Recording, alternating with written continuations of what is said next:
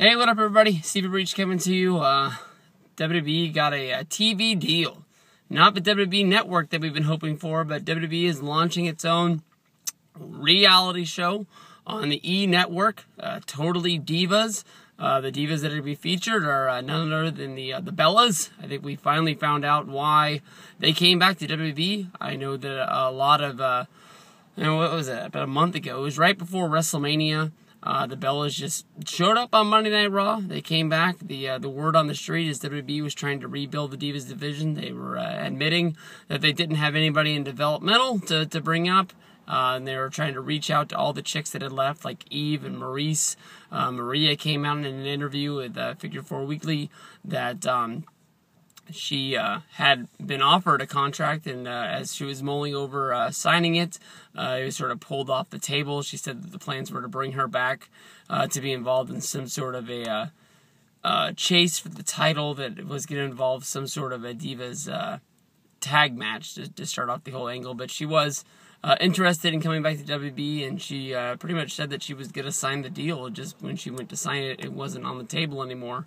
But maybe we're not going to get any more of those big returns. Maybe they're happy with the Bellas coming back. But it sort of really makes sense to me now why the Bellas honestly did come back, because they've never really been that into the wrestling side of the view. They've never really got good at it, and I think a lot of the stories about them being in FCW is more about trying to find the easy ways to the top is the best way to put them to put it over.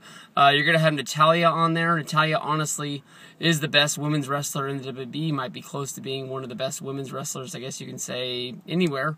And for some reason, WWE isn't going to be using her in the ring, but hopefully with her getting some sort of time on this show, it will lead to it. And then you have the team that is known as the Funkadactyls. If you don't know who they are, they're the chicks that come out with the dancing fat guys when they come out on Raw. Honestly, I was wondering how long they were going to even last in the WWE, but it looks like they're going to have some time to roll with it. My first thoughts when this show came out is that it was going to be some sort of a big disaster. Then in the back of my mind, I sort of got this thought that E is a home of a lot of reality television. They throw a lot at the wall, not all of it sticks. But for E to take a chance on this, I think that there's a good chance that that it's going to work. And I think that if you look over, a lot of the success stories of reality television, sometimes the stuff that doesn't really make a lot of sense, works. I think when, the Kardashians got their own show, it was looked at as, like, the girl who had the sex tape with the Ray J. Didn't really make sense, but then people really liked the show. It really stuck, and, it's a huge major success that's built spin-offs and made stars out of all three Kardashian girls, and then they're, stars beyond belief. Every time I walk into whatever store it is, there's the big Kardashians section of clothes there, and that's all I really know of that they sell at the store. I think it's Sears. Might be JCPenney's. It's one of the stores that's in the mall that I always walk through in order to get in there.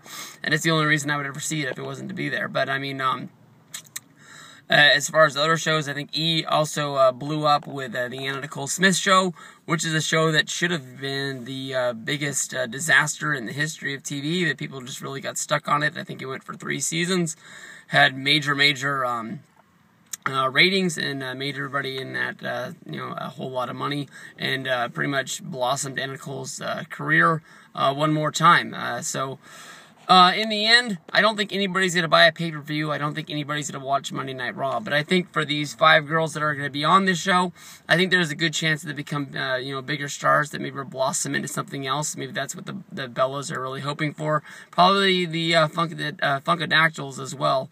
Natalya, I would hope, would like to be getting into wrestling, and hopefully maybe she's just doing this to become a bigger star, or maybe she'll be put on a wrestling role on TV again instead of, walking Hornswoggle and the Great Khali out to be in the corner on Superstars, which is basically all I've seen her do for the past 6 months or so. But, I don't know.